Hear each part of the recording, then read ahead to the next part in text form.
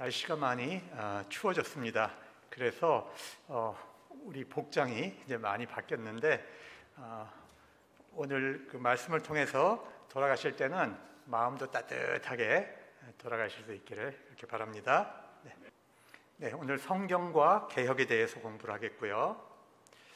오늘 읽은 말씀이고요. 크게 세 꼭지를 공부하려고 합니다. 첫 번째로는 종교개혁이 이제 시작되기 전에 그 배경이 뭔가, 중세 로마 카톨릭 교회가 이제 어떤 특징을 갖고 있었는가 공부하겠고요. 그 다음에 이제 그 마틴 루터가 이제 종교개혁을 하면서 일어났던 그 역사적인 사건들을 공부하겠고요. 세 번째 꼭지로는 이제 종교개혁 신학, 우리 개신교가 생겨나는 데 있어서 가장 중요한 이제 교리의 핵심이 되는 이제 신학을 공부해 보도록 하겠습니다. 중세교회는 어떻게 시작이 되는가? 그것은 여기 보시면 이게 이제 유럽이잖아요. 이 빨간 색깔로 돼 있는 거가 있고 그 밑에 이제 연두 색깔로 돼 있는 부분이 있는데 이게 로마입니다. 로마가 서로마와 동로마로 지금 이제 구분이 되는데 저기 이 서로마 위쪽에 보면 동그랗게 쳐 있는 안에 게르만족들이 이제 살았어요. 저 지역에 앵글족, 섹슨족, 프랑크족, 스르비족, 부르군드, 반달, 롬바르드, 이쪽으로 오면 서고트, 동고트, 여기를 다 합쳐가지고 우리가 이제 게르만족이라고 부르는데 이 사람들은 로마 사람들이 야만인이라고 이제 불렀어요. 저 사람들이 민족의 대이동이 일어나가지고 이제 서로마 안으로 지금 밀려 들어와서 로마를 멸망시켜 버렸습니다. 그러니까 나라가 멸망했어요. 서로마 제국이 완전히 멸망을 해버렸는데 서로마 제국은 지금 기독교 국가였잖아요. 그러니까 그럼에도 불구하고 교회는, 하나님의 교회는 멸망하는 게 아니죠. 그래서 하나님의 교회는 어떻게 하면 이 게르만족들을 선교할 수 있을까? 이런 생각을 하고 적극적으로 선교를 해서 이 게르만족 사람들을 기독교인으로 바꾸는 작업을 하게 됩니다. 자, 여기 보시면 자 이제 빨간 편이 이제 영국이죠. 그 다음에 이쪽이 유럽 대륙입니다. 그래서 여기 화살표로 되어 있는 컬러를 보시면 이 파란 색깔의 이동은 이 아이리시 사람들이 이제 영국에 선교하고 또 유럽 지역으로 이렇게 선교하는 거예요. 자, 빨간색 흐름은 이제 로마 카톨릭에서 영국을 선교하기 위해서 이렇게 올라오는 흐름이고, 영국이 선교된 다음에 초록색으로 해서 저기 북유럽 쪽으로 이렇게 또 쭉 들어가서 유럽이 지금 이제 선교화되는 이런 모습을 발견하죠. 그러니까 게르만족들을 선교해서 중세의 공헌은 이 야만족인 게르만족들을 선교해서 유럽이라고 하는 기독교 세계를 만들어냈다고 하는 것이 이제 교회사에 있어서 큰 공헌입니다. 그런데 이 밑바닥을 보면은 유럽 반대편에, 지중해를 넘어서 반대편에 북아프리카 쪽하고 이 중동 쪽에는요 7세기하고 8세기에 이슬람이 확 퍼져갑니다. 그래서 이제 그 모하메트가 사우디아라비아의 이제 메카라고 하는 곳에서 태어나서 이 사람이 살아있는 동안에 엄청난 땅을 넓혔고, 이 사람이 죽은 지 또 30년 만에 또 엄청난 땅을 넓혔고, 불과 120년 사이에 전체 중동 지역과 북아프리카 지역, 심지어는 기독교 지역이었던 스페인 지역까지도 다 이슬람으로 이제 군사 정벌을 해버린 겁니다. 그러니까 기독교 세력은 밑으로 내려오지 못하고 북쪽으로밖에 선교할 수가 없게 되는 거죠. 그래서 북으로 올라가서 이제 어떤 나라를 만들게 되냐면 그 당시에 14세기의 유럽의 모습인데요. 이제 기독교 국가가 됐는데 저 북쪽에 보시면 노르웨이, 스웨덴, 핀란드 이런 지역에 그때는 바이킹이죠. 이 사람들이 야만족 바이킹들인데 바이킹들까지 다 이제 기독교화 시키는 거예요. 그래서 유럽 전체를 기독교 국가로 만들었어요. 북쪽으로는 저기 바이킹족까지, 그 다음에 서쪽 끝으로는 이제 스페인, 포르투갈까지, 그 다음에 동쪽 끝으로는 폴란드까지, 남쪽으로는 이탈리아 반도까지 큰 지역이 이제 기독교 왕국이 되는 겁니다. 그런데 우리가 이런 과정에서 어떤 일들이 벌어졌냐 하면, 이 게르만족들이 기독교인이 되는 것도 있지만 또 한편으로는 기독교 안에 게르만족 문화가 다 들어오는 거예요. 기독교 안에 게르만족 문화가 들어와서 기독교이죠, 신앙적이지 않은 문화까지 교회 안으로 막 흘러 들어오게 되는 거죠. 그러니까 게르만의 기독교화도 일어났지만 기독교의 게르만화도 일어났다는 것을 우리가 잘 기억을 해야 됩니다. 여기서 우리가 이제 중세교회의 그 부패를 한번 살펴보겠는데요. 중세교회의 부패는 두 가지 관점에서 나와요. 첫 번째는 교리 부패가 있었고요. 두 번째는 윤리적인 부패가 있었습니다. 자, 왜 그러면 교리가 부패하게 되는가? 각 지역마다 미신들을 섬겼는데 이 미신들이 교회 안으로 들어오면서 기독교가 가지고 있는 신앙이 조금씩 위협을 받는 일이 생겼다는 거예요. 그런데 그 당시에 사람들이 성경을 가지고 있으면 성경의 진리에 의해서 미신을 안 받아들일 수가 있는데 그 당시 사람들은 성경을 읽을 수가 없었어요. 글을 모르는 사람들이 대부분이니까. 그리고 인쇄 문화가 없었기 때문에 그 당시는 성경을 쓰려면 손으로 다 필사를 해서 쓰거든요. 그러니까 글도 못 읽는 데다가 성경도 라틴어로 되어 있는 데다가 그 다음에 또 성경 인쇄도 할 수 없는 이제 그런 상황이 되니까 사람들은 뭘 갖고 예수를 믿었는가? 그거는 그림, 형상, 그 다음에 교회가 가지고 있는 전통 이런 걸 붙들고 예수님을 믿고 신앙생활을 한 거예요. 그러다 보니까 각 지역마다 생기는 우상들이 미신들이 교회 안으로 들어와서 교리가 이제 많이 흔들리는 이제 그런 현상이 또 이제 생긴 겁니다. 그러면 두 번째로 윤리적 부패의 가장 큰 원인은 무엇이었는가? 중세의 가장 큰 재산은 땅입니다. 땅을 많이 가지고 있는 영주가 기사를 많이 확보할 수가 있어요. 기사를 많이 확보해야 그 사람이 나중에 왕이 될 수가 있는 겁니다. 그러니까 실권자들은 기사를 많이 데리고 있어야 되고 기사를 많이 데리고 있으려면 땅을 나눠줄 능력이 있어야 돼요. 그러니까 땅을 많이 차지해야 실권자가 되는 거예요. 그러니까 그 당시에는 교회가 토지를 많이 가지고 있었어요. 수도원이 교회를 많이 가지고 있었어요. 그런데 수도원과 교회는 세금을 내지 않는 땅입니다. 그러니까 이 영주 입장에서는 교회와 수도원이 커지면 자기는 손해를 보는 거예요. 그래서 자기 친척과 자식을 교회의 성직자로 임명하려고 하는 거예요. 자기 교회와 자기 지역의 교회와 수도원의 성직자를 자기 친척과 자식을 임명하면 교회에서 생겨나는 모든 이익, 땅 이런 것이 그 영주에게 이권이 다 들어오잖아요. 그러니까 무자격자를 자기 주교로 임명하는 이런 일들이 생깁니다. 그러면 교회가 어떤 문제가 생기죠? 자격이 없는 사람이 되니까 성직을 사고 팔아요. 그리고 엉터리 신부들과 사제들이 들어오니까 이 성적인 문제들이 많이 이제 또 터져나게 됩니다. 이렇게 해서 교회가 가장 부패하는 원인은 자격 없는 성직자를 이제 임명하는 권한. 그래서 로마 카톨릭 교회는 이 영주들과 지역의 왕들이 주교를 임명하지 못하도록 그걸 막아야 되는 싸움을 하게 됩니다. 이렇게 해서 황제권과 그 다음에 교황권이 서로 막 충돌하고 싸우는 일들이 중세에는 많이 일어나게 됩니다. 자, 이것이 이제 아주 대표적인 그림 중에 하나인데,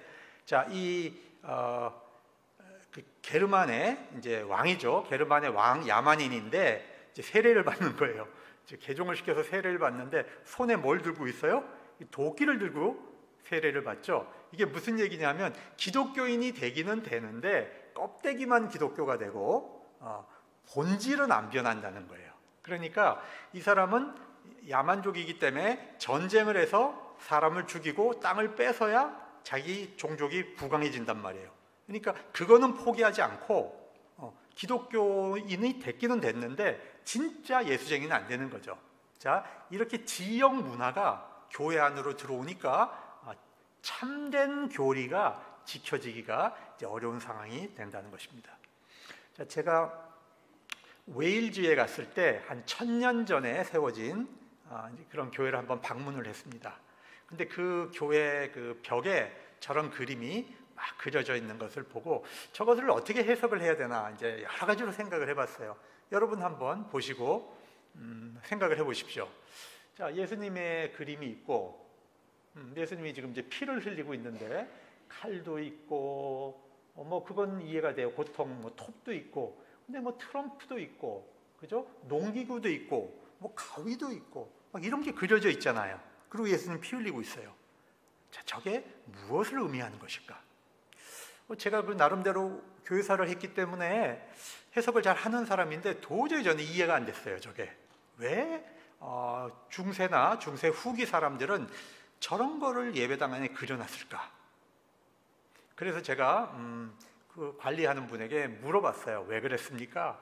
그러니까 그 시대 사람들은 배움이 없는 사람들이기 때문에 그림을 보고 예수님을 가르쳐야 된다는 거예요. 그림으로 교리를 가르쳐야 된다는 거예요.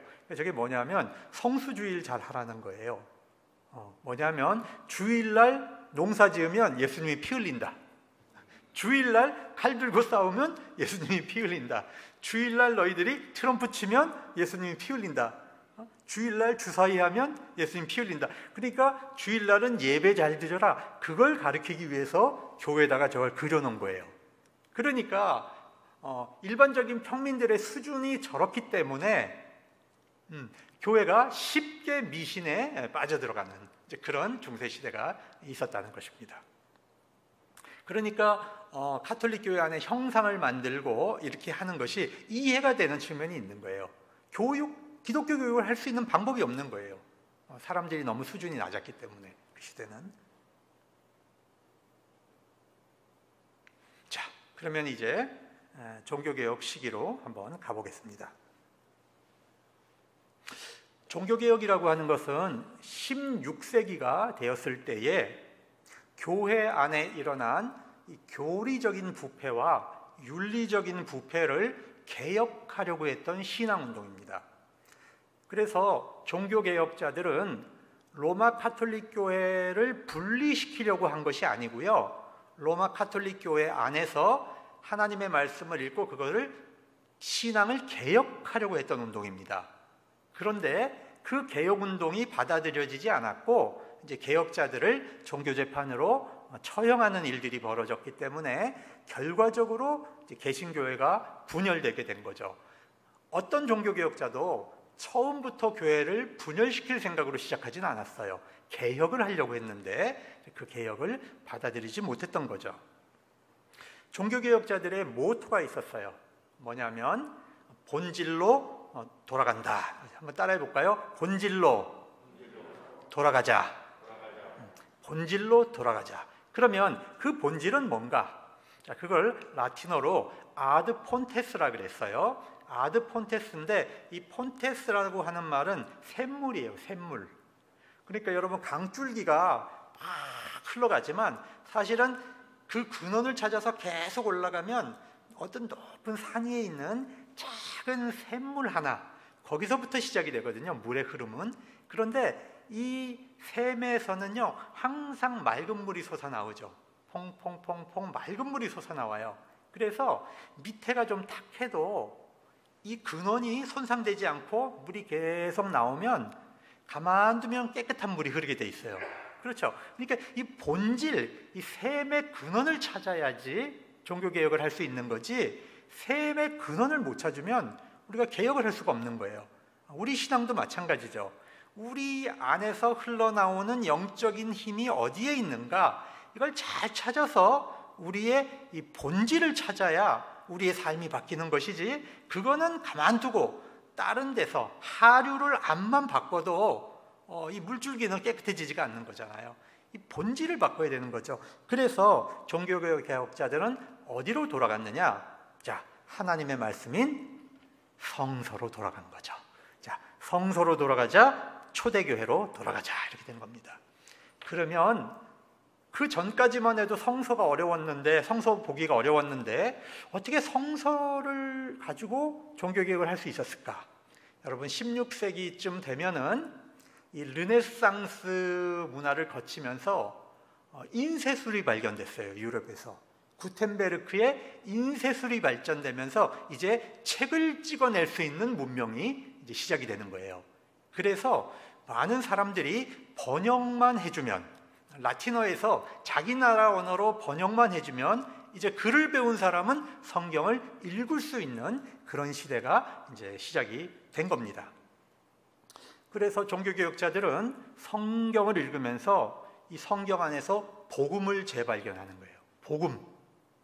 전통이 아니고 주교들이 가리키는 메시지가 아니고 성경이 뭐라고 얘기하고 있느냐, 이 성경 안에서 복음을 재발견하는 일이 이제 벌어졌습니다. 그래서 제가 교회사 시대를 구분하는 기준이 뭐냐, 복음이 어떤 문화 안에 떨어졌느냐, 그걸 봐야 된다 그랬잖아요. 다른 문화로 바뀔 때 그 다른 문화권으로 복음을 가지고 들어가는 것이 바로 선교입니다. 그래서 자, 이 그림을 다시 한번 보여드리면, 유대 문화 안에 떨어졌을 때 초대교회가 형성이 됐고, 헬라 문화 안에 복음이 들어갔을 때 고대 시대가 형성이 됐고, 그 다음에 게르만 문화 안에 복음이 들어갔을 때 중세가 형성이 됐고, 그 다음에 이 르네상스 문화 안으로 복음이 들어갔을 때 이제 종교개혁 시대가 열리게 되는 것이죠.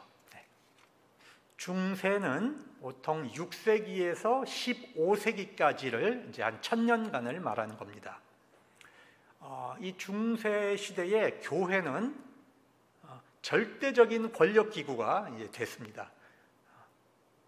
황제조차도 함부로 할 수 없는 절대적인 종교기구이기도 했지만 교회는 권력기구이기도 했습니다. 그래서 절정기에는 교황은 태양이요 황제는 달이다, 그런 말을 했어요. 여러분, 달이 빛을 내려면 스스로 빛을 못 내죠. 달은 누구의 빛을 받아야 되죠? 태양빛을 받아야 달은 빛을 내는 거예요. 스스로 발열체가 아니죠. 그렇기 때문에 황제가 존재한다고 하는 것은 바로 교황이 있기 때문에 존재하는 것이다, 그렇게까지 말할 정도로 교회의 교황권이 높았다는 겁니다. 그런데 이 시기에 이제 부패가 시작이 되는데, 재산이 많아지고 이제 권력이 생기니까 교회가 타락을 하는 거죠. 그래서 교회가 정치에 개입을 하고 성직을 매매하고, 성직자들이 제대로 공부를 안 하고 성경도 모르면서 성직자들이 되고, 또 윤리적으로 부패하고, 이런 일들이 만연해졌어요. 그리고 가톨릭에서는 구원론이 우리가 알고 있는 믿음으로 구원받는다, 그런 것이 아니었어요. 가톨릭의 구원론은 7개의 성례전으로 이루어지는 것인데요. 자, 이거를 우리가 잘 이해를 해야 됩니다. 자, 아이가 태어나면 유아 세례를 줍니다. 그러면 원죄가 없어진다고 믿어요. 그리고 그 아이 안에 착한 일을 할 수 있는 기질이 들어간다고 생각합니다. 은총이 들어가서, 은총이 주입이 돼서, 그래서 이제 착한 일을 할 수 있는 일이 공로를 쌓을 수 있는 능력이 생기는 거죠. 자, 여기 견진이라고 하는 것은 우리로 얘기하면 입교 비슷한 겁니다. 이제 아이가 자라나면 주교님이 이제 이렇게 안수기도해서 성령 충만하게 해주는 그런 예식이에요. 그 다음에 이제 성체는 미사에서 성만찬을 이제 받아 먹고 떼는 이런 과정인데, 이것도 주님과 하나됨을 통해서 은총이 들어가는 거예요, 몸 안으로. 그 다음에 네 번째가 이제 고해성사인데, 이게 굉장히 중요해요. 유아 세례를 받을 때 원죄가 없어지기 때문에 가톨릭 교인들은 지옥에 간다고 생각하진 않아요. 그런데 죄를 용서받지 못하면 어딜 가느냐? 연옥을 간다고 생각을 했어요. 지옥은 안 가는데 죄 용서를 안 받으면 연옥을 가요. 그래서 항상 고해성사를 해서 죄를 사면받아야 되는 거죠, 사제들한테. 그런데 자, 이 고해성사는 4가지 구조를 갖추고 있습니다. 먼저 이제 죄의식이 생기잖아요. 내가 참 잘못했네, 하나님 앞에서. 그러면 이제 사제를 찾아가서 고백을 하죠. 고백을 하고 잘못을 뉘우칩니다. 그러면 사제가 사면을 해요. 예수 그리스도의 이름으로 사면합니다. 그리고 네 번째가 중요한데, 자, 돌아가서 당신의 재산의 10분의 1을 팔아서 가난한 사람을 도와주십시오. 그렇게 얘기를 하든지, 성서를 몇 번 읽으십시오 하든지, 그런 보속을 준단 말이에요. 이 보속이라고 하는 것은 공로를 쌓도록 해주는 거예요. 하나님 앞에서 선한 일을 해서 자기가 용서받은 것에 해당하는 이 공로를 쌓도록 이렇게 이제 과제를 주는 겁니다. 숙제를 주는 겁니다. 자, 근데 이 공로를 못 쌓으면, 공로를 제대로 쌓지 못하면 이거는 자기가 용서받았다는 마음을 못 갖게 되는 거죠. 그 다음에 이제 가톨릭에서 또 하나의 성례가 혼배성사인데 결혼이에요. 결혼을 해서 아이를 낳는 것이 바로 이제 가톨릭 교인이 늘어나는 것이기 때문에 굉장히 중요한 성사로 보는 겁니다. 그 다음에 죽을 때 기름을 발라서 죄를 사면해 주는 거예요. 그러니까 이 가톨릭의 성례는 요람에서부터 무덤까지, 요람에서부터 무덤까지 성례로 꽉 짜여 있는 삶 속에서 살아가는 겁니다. 가톨릭 교인들은. 아시겠죠? 그 다음에 마지막에 7번째 신품은 성직자를 서품하는 거. 성직자 서품하는 게 이제 마지막 성례입니다. 그래서 성직자가 되는 사람은 결혼할 수 없게 했고요. 12세기부터 시작이 된 겁니다. 그전에는 이제 가톨릭 신부들도 결혼했다 그래요. 근데 11세기, 12세기부터 이제 결혼을 안 하게 했고, 결혼하는 사람은 신부가 못 되고, 신부가 되면 이제 결혼하지 않도록. 그러니까 두 가지 그 성례는 못 갖는 거예요. 결혼한 사람은 신부가 되지 못하도록 이제 그렇게 한 겁니다. 자, 그런데 이것이 다 집행되려면 누가 있어야 되는가? 반드시 주교님이 있어야, 주교가 있어야 이게 성례가 집행이 되는 거예요. 그러니까 신부의 집행은 주교의 대리자로서 집행을 하는 거예요. 그러니까 교회는 주교가 있어야만 교회가 있는 거예요. 가톨릭 교회에서 주교가 없는 곳에는 교회가 존재할 수 없어요. 구조가 그렇게 되어 있습니다. 그러니까 이런 구조를 우리가 이제 이해를 해야 이제 가톨릭의 이제 교리에서 어떤 문제점이 나오는가를 이제 알 수가 있게 됩니다. 가장 부패했던 시절에 이제 교황이 알렉산더 4세인데, 이 사람은 이제 추기경이었고, 그 다음에 이제 교황청에서 상당한 부정 축제를 했던 사람이에요.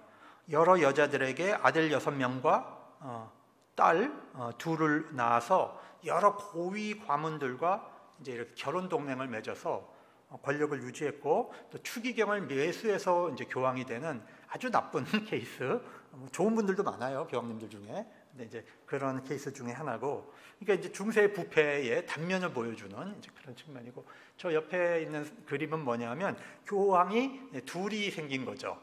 바티칸의 교황이 있고, 이 프랑스 아비뇽에 또 교황청을 옮겨서 교황을 뽑은 거예요. 그래서 두 사람의 교황이 서로 자기가 교황이라고 해서 서로 정죄하고 이제 그렇게 싸웠던, 그래서 교회가, 중세 교회가 둘로 갈라졌던 이제 그런 시대가 이제 중세 말기에 이제 나타나는 겁니다.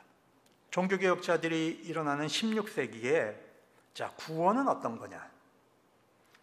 구원은 하나님이 성례전을 통해서 우리에게 주는 은총 플러스 우리가 하나님 앞에서 쌓는 공로, 이 두 가지가 합쳐져서 구원이 이루어지는 거예요.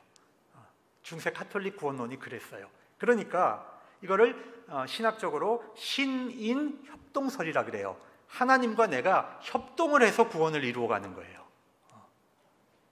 자, 아까도 그런 얘기 했지만 공로를 쌓아야 된다 그랬잖아요, 고해성사할 때. 그런데 여러분 한번 생각을 해보세요. 사람은 아무리 많은 자기가 공로를 쌓아도 그 공로가 하나님이 기뻐하시는지 기뻐하지 않는 공로인지 알 수가 없어요. 그러면 어떤 느낌을 갖고 사냐면 항상 불안함으로 살아야 돼요. 구원받았다는 확신이 없어요. 내가 죽어서 연옥 가면 어떡하지? 내가 죽어서 연옥 가면 어떡하지? 이 불안함이 늘 사람을 지배하게 됩니다. 우리 엄마 아빠가 혹시 천당 못 가고 연옥에 계시는 거 아니야? 항상 불안함이 있죠. 왜? 공로를 의지해야 되니까. 하나님 편에서 우리의 구원을 결정하는 게 아니라 내가 하나님 앞에서 쌓은 공로가 같이 작용을 하니까 늘 불안한 거예요. 그러니까 은총을 부정한 건 아닌데 은총 플러스 내 공로가 있어야 된다고 얘기했기 때문에 이게 구원의 확신이 없이 사는 거예요. 그러니까 면죄부를 이제 팔 때 어떤 이제 이론을 만들었냐면, 하늘에는 성인들이 쌓아놓는 공로가 있는데 이 사람들은 자기들의 구원받고도 남는 공로가, 순교자들의 공로는 자기를 구원하고도 남는 공로예요. 그게 하늘 창고에 쌓여 있다고 이제 얘기를 하는 거예요. 이걸 잉여 공로설이라 그래요. 그런데 면죄부를 사면, 자, 살아있는 사람뿐만 아니라 이미 죽어서 연옥에 가 있는 영혼들까지도 이 공로가 전달될 수 있게 해준다. 이게 교황의 권한이다. 이런 이론을 만들어버린 거예요. 이런 말도 안 되는 이론을 만든 거예요. 그래서 사람들로 하여금 면죄부를 구입하면, 자, 내 연옥에 있는 우리 부모들의 영혼이 그 순간 구원을 받는 거예요. 내가 쌓지 못한 공로까지도 그 순간 채워지는 거예요. 자, 이런 잉여공로설이라고 하는 잘못된 교리를 만들어서 면죄부를 이제 팔게 되는 겁니다. 그러면 왜 면죄부를 팔았을까? 제가 이제 그냥 면죄부라고 그냥 할게요. 사실은 면죄부는 아니고 면벌부라고 얘기해야 돼요. 죄를 용서해 주는 권한은 교회에 있지 않아요. 그건 하나님에게 있어요. 그렇기 때문에 로마 카톨릭도 그걸 알았기 때문에 면벌부라고 하는 것입니다. 근데 그 번역을 잘못해서 한국 사회에는 그냥 면죄부라고 알려졌는데 면벌부라고 얘기하는 거예요. 벌을 면해주는, 그걸 하는 겁니다. 자, 베드로 성당을 개축했어요. 그때 지금 바티칸에 가면 있잖아요. 근데 돈이 없어가지고 은행빚을 많이 진 거예요. 그러니까 그 빚을 갚기 위해서 이 면벌부를 이제 팔려고 했던 겁니다. 독일에서는 대주교가 대주교직을 사기 위해서 엄청나게 큰 빚을 은행한테 빌렸어요. 이걸 갚아야 되니까 독일에서도 이 면벌부를 팔아가지고 반은 교황청에 바치고 반은 자기가 쓰는 이제 그런 일을 하게 된 겁니다. 이게 이제 면벌부의 한 모습인데요. 자, 저 빈자리에다 이름 쓰면 돼요. 자, 그리고 또 하나 사진은, 이거는 그 당시에 이제 면벌부를 팔 때 이제 돈을 집어넣는 통이었다는 거예요. 이게 지금 루터 하우스에 이제 보관되어 있는데, 저기 딸랑 소리가 떨어질 때 그때 이제 연옥에 있는 영혼이 하늘로 탁 올라간다. 그렇게까지 심지어는 설교를 했다 그럽니다. 루터 이야기를 하겠습니다. 자, 마틴 루터.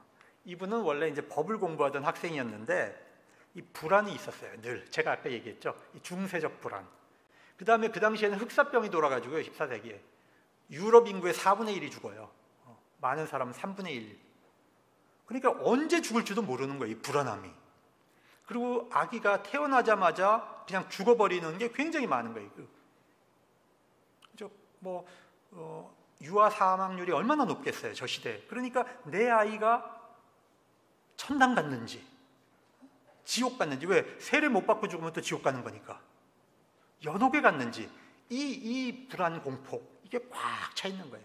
구원을 받은 확신이 없기 때문에 그것이 얼마나 불안한 삶이었겠는가 한번 생각해 볼 수 있는 거죠. 그래서 루터는 최선을 다하면 하나님이 구원을 주신다는 말을 듣고 정말 최선을 다해서 금욕적인 삶을 살아요. 이 사람 어떤 기록에 보면 평생 자기는 더운 물을 안 썼다는 거예요. 욕정이 생길까 봐 자기 몸에. 그렇게 철저하게 금욕적으로 사는데도 불안해요. 확신이 없어요. 그래서 자기는 모든 것을 이제 포기하고 수도원에 들어갑니다. 수도사가 돼서 하나님 앞에 자기를 드려볼까, 이런 생각도 하게 되는데, 심지어는 어떤 마음까지 드냐면, 나를 왜 사람으로 태어나게 하셨을까? 차라리 나를 개로 태어나게 하셨으면 이 구원 문제 갖고 이렇게 고민하진 않을 텐데. 그래서 하나님을, 나를 지옥에 보낼 수 있는 하나님을 미워하는 마음까지 생길 정도로 영적인 시련이 심각하게 온 것입니다. 그래서 자기 그 수도 원장을 찾아가 가지고 맨날 고해성사하는 거예요. 맨날 고해성사하고 무릎으로 기어서 자기 숙소까지 올라가고 죄를 하나하나 떠올려서 또 고해하고. 그러니까 이제 그 슈타우비츠라고 하는 그 자기 선생님이, 수도 원장이 루터에게 이런 말을 해요. 여보게 루터, 하나님 앞에 회개하는 것은 하나님을 두려워하는 게 아니고 하나님을 사랑하는 것이야. 어떻게 하나님을 사랑해? 그 무서운 하나님을 어떻게 사랑할 수가 있어? 이게 이해가 안 됐어요. 그래서 이제 그 슈타우비츠가, 자네 그러면 그 비텐베르크에 가면 성경이 있다고 하니까, 하나님의 말씀이 있다고 하니까 거기 가서 성경을 연구하게. 그래서 이 루터가 이 비텐베르크에 가서 이제 성경을 읽고 공부하기 시작을 한 것입니다. 그러다가 1512년에 오늘 우리가 읽은 로마서 1장 17절의 말씀을 읽게 되는 거예요. 자, 여기서 구원의 확신을 얻는 거예요. 자, 루터는 지금까지 하나님 앞에 자기가 의를 쌓아서, 공로를 쌓아서 구원받는다고 생각을 했는데, 성경에는 지금 뭐라고 되어 있냐면 너의 의가 아니고, 네 의가 아니고 하나님의 의가 어디에 있어요? 복음 안에 있다는 거예요. 복음 안에 하나님의 의가 있다는 거예요. 그런데 그 하나님의 의가 어떻게 나한테 오냐면 믿음으로 온다는 거예요. 믿음으로 믿음에 이르게 하나니. 그런즉 의인은 공로로 살리라? 아니죠. 의인은 믿음으로 살리라 하는 그 하박국에 나오는 말씀을 이 바울이 지금 이제 로마서 1장 17절에 해놓은 걸 깨닫는 거예요. 이걸 깨닫는 순간 머리부터 발끝까지 관통하는 확신이 생기기 시작한 거죠. 아, 구원은 바로 복음 안에 있는 거구나. 나의 공로가 아니었구나.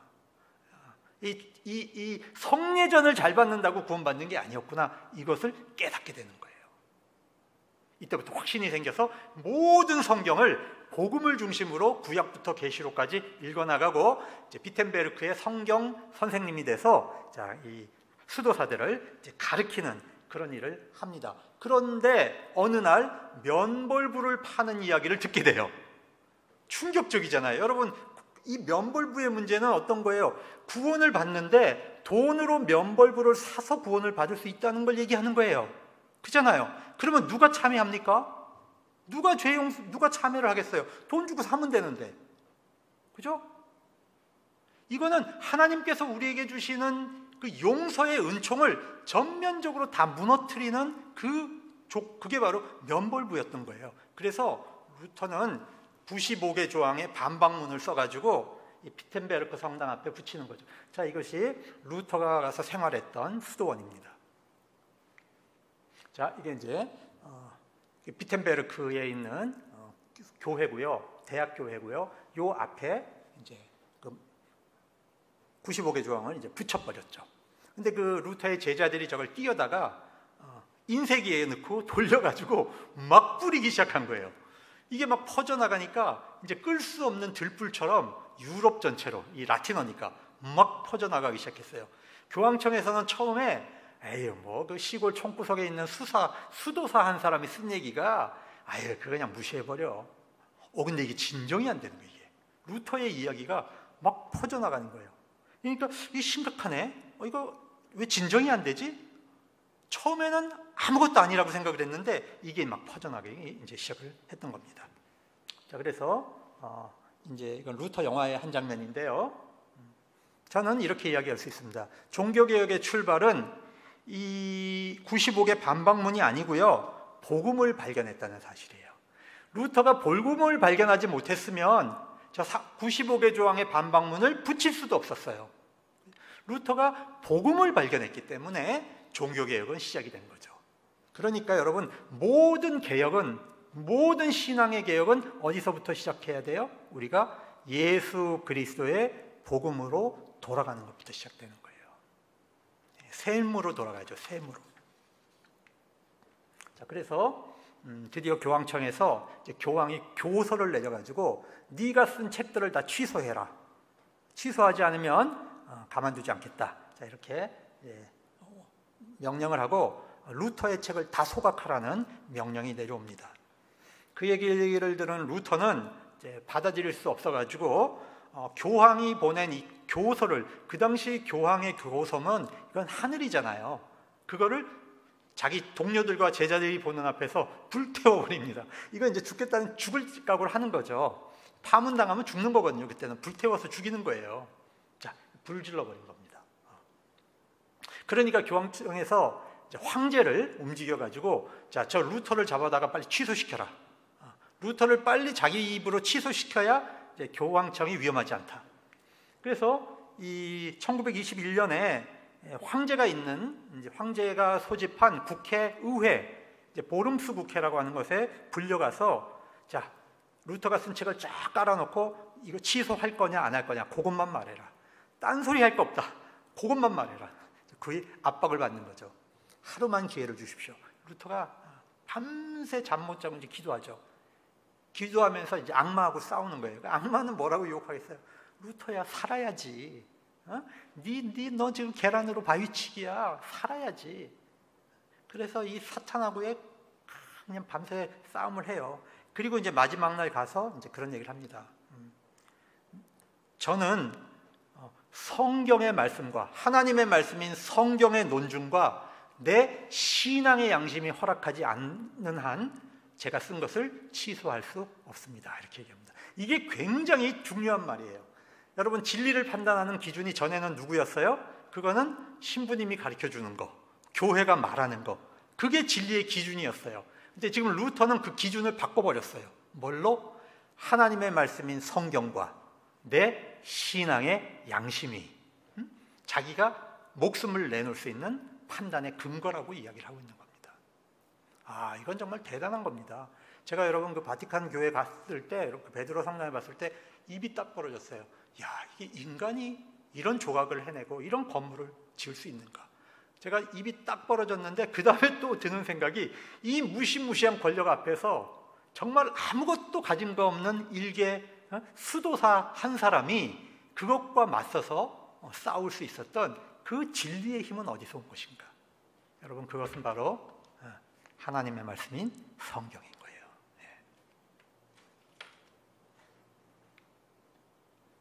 자, 그래서 이제 루터를 보호해 주려고 했던 이 선제후 프리드리히라는 사람인데, 이 프리드리히가 루터를 납치해 갖고 바르트부르크라고 하는 성에다가 1년간 가둬버렸어요. 왜? 잡히면 죽으니까. 이제 교황청에 의해서 죽으니까. 그래서 그 안에 감금돼 가지고 루터는 이제 성경을 번역하는 거예요. 자, 이게 루터가 성경을 번역했던 방이고요. 그래서 독일어 성경을, 독일어로 된 신약 성경을 이제 번역을 해서 이것을 독일 사람들이 이제 읽기 시작하는 거죠. 이러면서 이제 종교개혁은 열매를 맺었고요. 16세기에 가면 이제 종교개혁 진영이 크게 세 개로 갈라지죠. 그래서 저 빨간 색깔로 돼 있는 거는 이제 로마 카톨릭 지역이죠. 스페인, 프랑스 이쪽 지역이고, 그 다음에 이 가운데 지역, 이제 독일, 그 다음에 독일의 이제 루터교가 이제 자리 잡고 북쪽으로 올라가면서 루터교가 이제 퍼져나가죠. 그래서 요 초록색으로 되어 있는 지역은 루터교와 우리 이제 장로교, 칼빈파들의 지역이 가운데 있고요. 그 다음에 이 연한 연분홍색은 이제 동방정통교회, 이렇게 이제 16세기에는 세 가지의 이제 기독교의 컬러가 나오게 되죠. 자, 이제부터 이제 루터의 신학 사상을 좀 빠르게 보겠습니다. 루터가 가장 강조했던 건 십자가의 신학입니다. 여러분, 우리가 믿는 신학은 십자가의 신학입니다. 십자가에 달려서 죽으신 예수 그리스도 안에 나타난 하나님의 의로움, 하나님의 의를 우리가 얻는 거예요. 그래서 구원받는 거예요. 예수 그리스도 안에 나타난 그 바로 예수 그리스도가 복음인데, 복음 안에 들어있는 하나님의 의로우심, 우리를 사랑하시는 하나님의 의로우심을 믿음으로 우리 것으로 받아들일 때 하나님의 구원이 성립이 되는 것이라는 거예요. 이게 십자가의 신학이에요. 근데 많은 경우 자기 공로로 구원을 얻으려고 하고 교회의 영광을 의지하는 신학, 이거는 여러분 가장 무서운 잘못된 신학입니다. 사람들이 겉으로 볼 때는 저 사람 참 착하게 교회 일 많이 하네. 그런데 이 사람의 중심이 십자가에 있지 않고 내가 사람들 앞에 공로 쌓고 칭찬받고 이런 걸 의지해서 신앙생활한다? 이건 영광의 신학이에요. 아시겠죠? 여러분, 교회를 다니면서 십자가의 신학을 의지하지 않고 내가 큰 교회 다니고, 내가 정말 대한민국에서 번쩍번쩍한 교회 다니고 이 큰 교회의 이름을 이용해서 자기가 교인이라고 하는 것을 자랑할 때 그거는 영광의 신학이라는 것입니다. 여러분, 영광의 신학에는 구원이 없습니다. 아시겠죠? 십자가의 신학, 십자가에 달리신 예수님 안에 나타나신 하나님의 의로움, 그것을 우리에게 덧입혀 주시는 하나님의 사랑, 그걸 믿을 때 우리에게가 구원이 임한다는 것이죠. 그 다음에 루터는 하나님의 말씀을 붙들기 시작을 했어요. 성경 안에는 예수 그리스도가 중심인, 복음이 중심이다. 그래서 전통보다도, 교회보다도, 신학보다도 가장 권위가 있는 것이 바로 하나님의 말씀이다. 여러분, 하나님의 말씀은 율법과 복음으로 되어 있어요. 우리가 복음이 중요하다고 해서 율법을 무시하면 안 돼요. 구약인 율법도 하나님의 말씀이에요. 그러면 율법은 무슨 역할을 하느냐? 율법은요, 우리의 죄를 지적해요. 이 죄인아. 그래서 우리를 어디로 보내요? 복음으로 가서 하나님을 믿도록, 복음으로 예수님을 붙잡도록 만들어주는 게 율법의 역할입니다. 그래서 루터는 이렇게 말해요. 율법을 통해서 벌벌벌벌 떨어보지 않은 사람은, 율법의 공포로 벌벌벌벌 떨어보지 않은 사람은 복음의 참 기쁨이 뭔지 모른다. 여러분, 맞거든요. 하나님은 율법을 사용하셔서 우리를 복음으로 인도하십니다. 그런데 마귀가 율법을 쓸 때가 있어요. 마귀가 율법을 쓰면 우리를 어떻게 만드냐 하면 하나님을 미워하게 만들어. 낙심하게 만들고 하나님을 미워하게 만들어요. 그래서 여러분, 같은 율법이라도 마귀가 쓰는 율법에 우리가 속으면 안 되는 거예요. 아시겠죠? 하나님이 우리의 죄를 지적하시는 율법, 이거는 겸손하게 받아야 돼요. 16세기에 그려진 그림인데, 자, 한번 보십시오. 이게 무슨 그림일까? 자, 저울이 있고요. 큰 저울이 있고, 이쪽에는 여러분이 보시는 오른편에는 하나님의 말씀인 이제 성경이 있고, 이쪽에는 법전, 그 다음에 교황의 이제 영광을 상징하는 어떤 그 모자, 이런 것이 있고, 그죠? 베드로의 키라고 하는 그 권한도 저기 있고 다 있어요. 근데 무게를 다르니까 어느 게 더 권위가 있는 거예요? 지금 성경이 더 권위가 있는 거예요. 밑으로 툭 내려갔죠. 그래서 이쪽 편은 종교개혁자들이고 이쪽은 이제 로마 교황청을 나타냈던 거예요. 그 당시 그림이에요. 근데 여기 보면 그 당시 사람들은 마귀를 저렇게 생각했어요. 밑에 조그맣게 이제 까만 게 있죠. 꼬리 달리는 거. 제가 아니야, 이게 더 권위가 있어 그러려고 막 이제 끌어내리는 이제 그런 장면을 이제 16세기 종교개혁 진영에서 이제 그린 거예요. 이 그림이 상징하는 게 뭐겠어요? 하나님의 말씀의 권위. 자, 그거를 보여주려고 했던 겁니다. 그 다음에 루터는 인간을 뭘로 봤느냐? 여러분, 인간은 죄에 우리의 의지가 있잖아요. 의지가 있는데 이 의지가 죄로 인해서 노예가 돼버렸어요. 죄의 노예가 된 의지를 가지고 있다는 거예요. 자, 이건 어떻게 하면 잘할 수 있냐면, 바울의 고민을 들으면 잘할 수 있어요. 내가 정말 하나님의 뜻대로 살고 싶고 하나님의 사람으로 살고 싶은데 내 안에는 또 다른 나가 있어서 내가 죄 짓게 만들고 내가 하나님의 명령에 불복종하게 만드는 내가 내 안에 또 있거든요. 이 두 존재가 싸워서 나를 죄악으로 끌고 들어가요. 항상. 그래서 오호라 나는 공고한 자로다. 이 죄악의 몸에서 누가 나를 구원해낼까? 자, 그 탄식을 하잖아요. 우리 힘으로, 자기의 공로로 하나님 앞에 의롭다고 인정받을 수 없다는 거예요. 그게 노예 의지예요. 그러면 어떻게 해야 됩니까? 그건 우리는 하나님의 은총을, 우리를 구원하시는 하나님의 은혜를 의지할 수밖에 없는 거예요. 그래야만 이 노예 의지를 가지고 있는 사람이 하나님 앞에 구원을 받을 수 있는 거지, 자기 의지로, 자기 노력으로, 자기 공로로 하나님 앞에 쌓는 것은 다 우상 숭배가 돼요. 여러분, 루터가 이제 이런 말을 해요. 구부러졌다. 사람은 구부러져 있다. 자, 손가락이 구부러져 있는데 이 구부러진 손가락을 가지고 이렇게 달을 가르치면, 자, 누구를 사랑합니다 이렇게 이제 가르치잖아요. 그럼 이건 결국 누구로 돌아와요? 자기에게로 돌아오죠. 우리가 이 구부러진 인간이 하나님을 사랑합니다 얘기해봐야 그거는 껍데기고, 본질은 뭐다? 자기 사랑이라는 거예요. 왜곡된 자기 사랑을 위해서 하나님을 이용하는 존재라는 거예요. 우리 인간은. 이 본질을 우리가 깨달아야 하나님 앞에 우리가 아무 공로 없다는 것을 깨닫게 되는 거죠. 그래서 우리의 능력으로 하나님 앞에 구원받을 수 없다. 자, 또 하나 중요한 얘기 하겠습니다. 그래서 사람이 뭐냐? 우리 그리스도인은 누구냐? 한번 따라해 봅시다. 의인이며 동시에 죄인이다. 이게 무슨 얘기냐면 우리가 예수 그리스도를 믿고 하나님의 의로우심으로 우리가 의롭다고 인정받는 순간 우리는 의인이라고 인정받는 거예요. 아시겠습니까? 그러나 우리의 실존은 여전히 완전해요? 완전하지 못해요? 완전하지 못해요. 또 죄짓고 또 무너지고 그래도 우리가 좌절하면 안 돼요. 그래서 여러분 우리가 누구의 공격을 받냐면 마귀가 끊임없이 우리를 공격해. 이 죄인아, 네가 예수 믿었다 그랬고 또 죄졌잖아. 또 죄졌잖아. 막 공격을 하거든요. 그때 여러분은 뭐라고 얘기를 해야 되냐면 사탄아 물러가라. 내가 비록 연약하지만 네가 나한테 공격할 자격이 없다. 예수 그리스도의 공로로 나는 의롭다고 인정받았다. 물리쳐야 돼요. 거기에 넘어가면 안 돼요. 그러나 우리가 하나님 앞에 섰을 때는 우리가 겸손하고 눈물 흘리고 하나님 제가 죄인입니다. 이렇게 서야 되는 거예요. 여러분 많은 교인들이 이걸 거꾸로 하고 있어요. 사탄의 공격 앞에서는 무너지고 하나님 앞에 서면 고개가 빳빳해가지고 하나님께 대항하고 저항하는 그런 삶을 우리가 사는 거예요. 그러니까 하나님 앞에서는 우리는 죄인이요 사탄 앞에서는 의인이어야 한다는 것입니다. 아시겠죠? 이걸 거꾸로 하면 안 돼요. 거꾸로 하면. 자, 루터는 교회를 뭐라고 했는가? 여러분 중세 로마 가톨릭 교회는 교회는 뭐냐? 교회는 주교가 있고 7개의 성례전이 있으면 그게 교회입니다.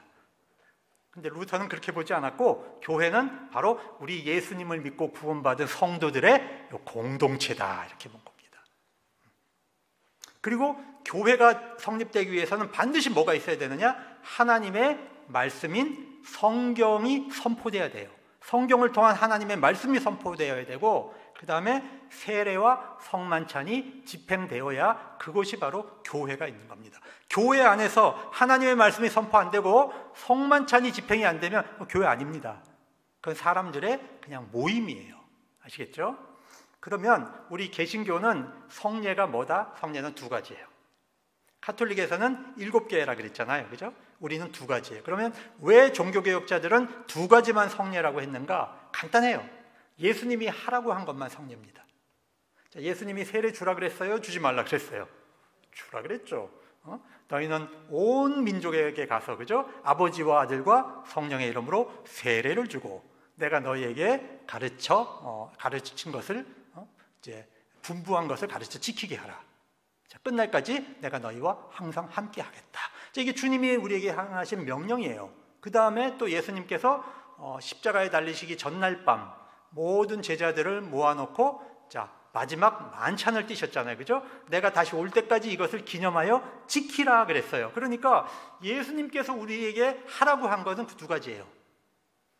예수님이 너희는 반드시 결혼해라. 뭐 그런 말 하신 적 없고. 그죠? 다른 것들은 예수님이 꼭 하라고 하신 말씀들이 아니기 때문에 자, 종교개혁자들은 성경의 가르침대로 2가지를 성례로 지키는 겁니다. 그리고 우리 신앙인의 삶의 문제인데 우리는 자유인입니다.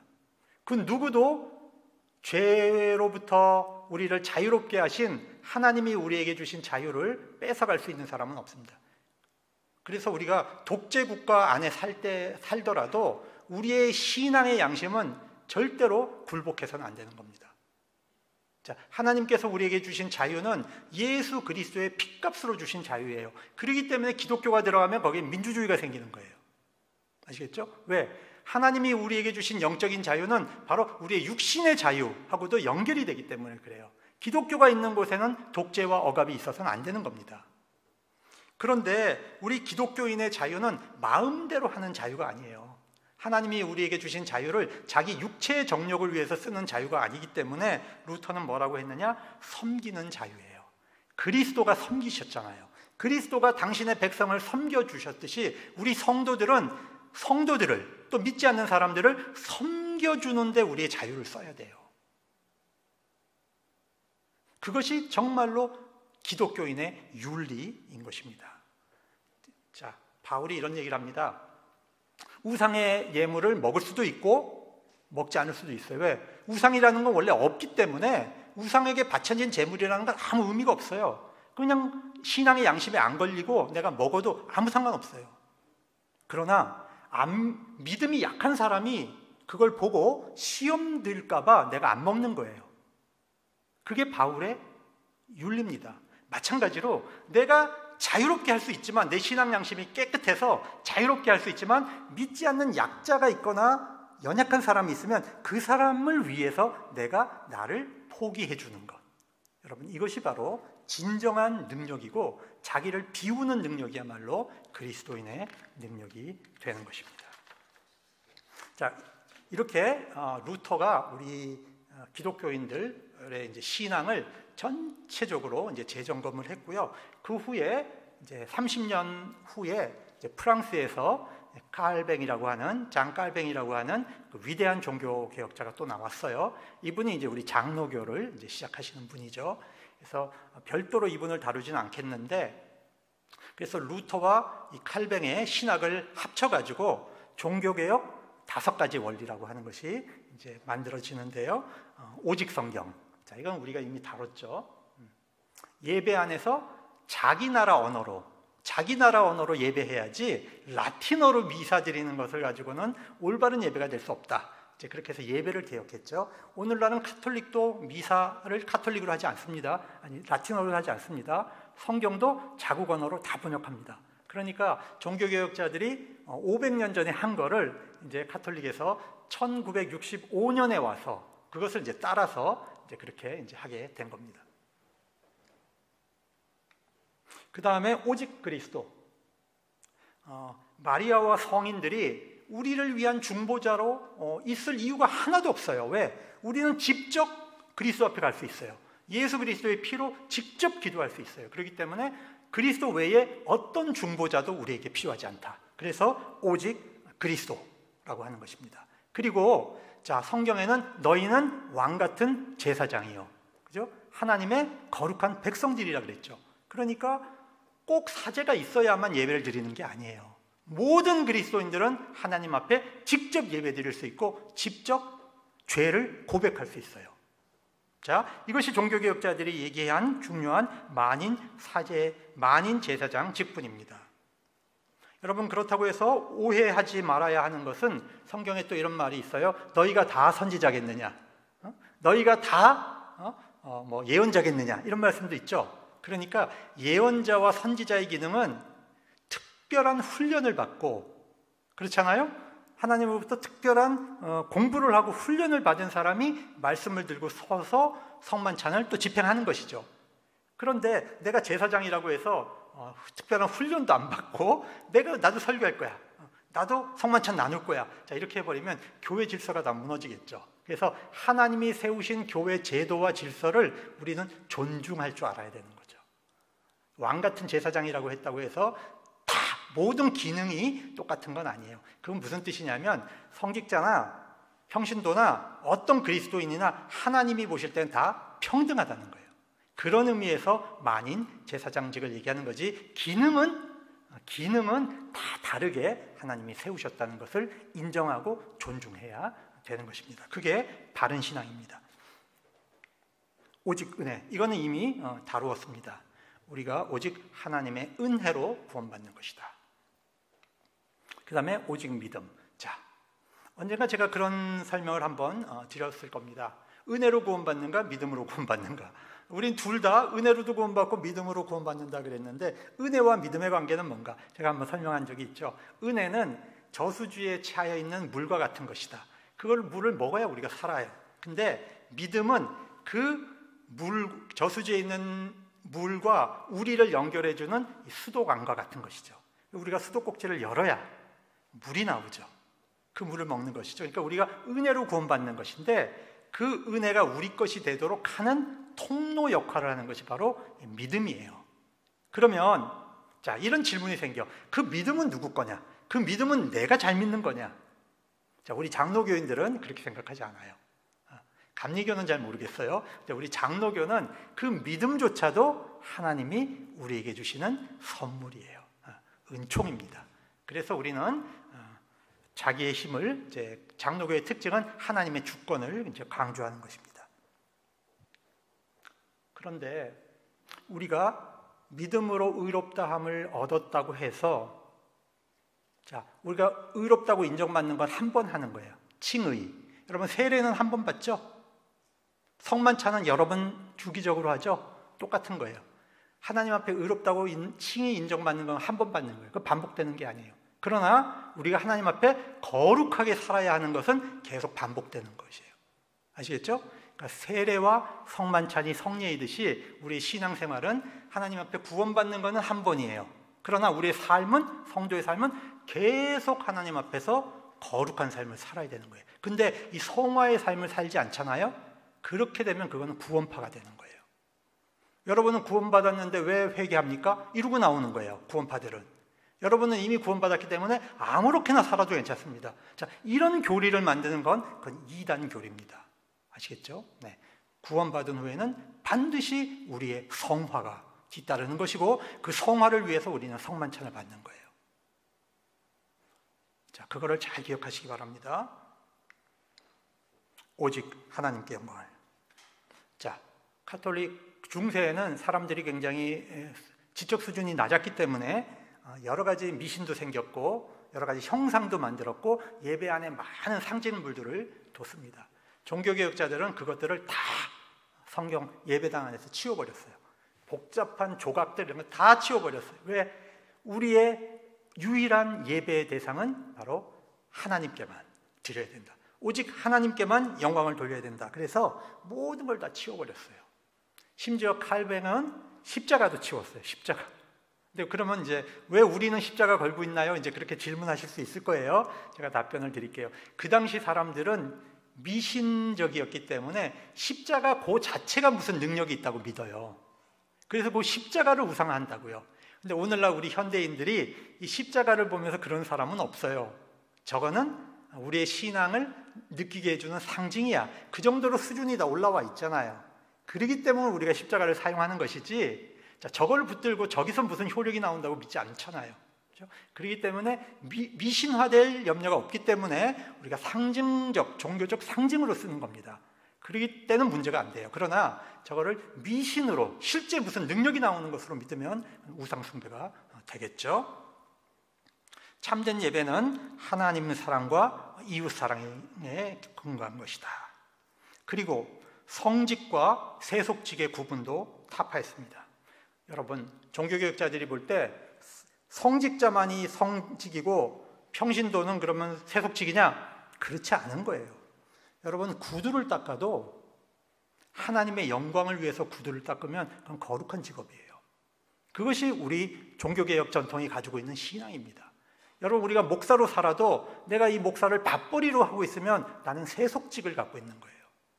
여러분, 그것이 어떤 직이냐가 중요한 게 아니고 그것이 하나님께 영광을 돌리는 일이면 그것은 성직이고 그것이 자기의 탐욕을 위한 것이면 그건 세속직이 되는 거예요. 장소도 마찬가지예요. 우리는 교회는 거룩하고 우리 가정은 안 거룩한 것처럼 생각해요. 가정은 세속적이고 교회는 거룩하다고 생각하는데 그런 것이 아니에요.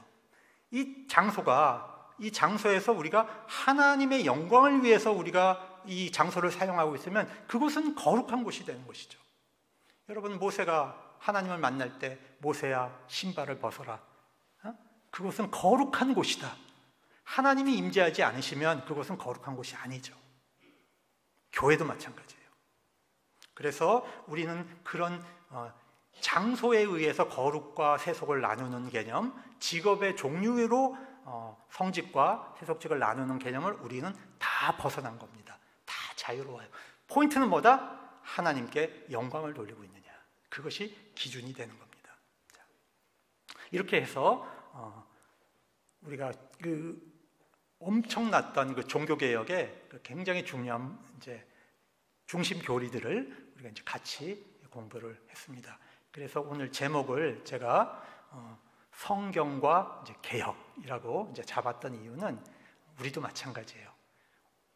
중세 카톨릭 교회의 부정을 우리가 쉽게 손가락질하는데 이제는 그럴 필요가 없어요.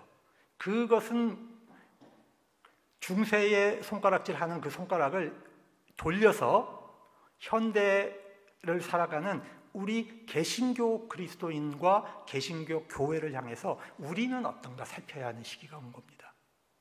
과연 종교개혁자들이 했던 이 메시지가 나에게 적용되어야 하고 오늘날 우리 교회에 적용되어서 정말 이 정신을 살려서 교회를 개혁해서 하나님께 영광 돌리는 귀한 교회와 교인이 될 수 있기를 주님의 이름으로 축원합니다.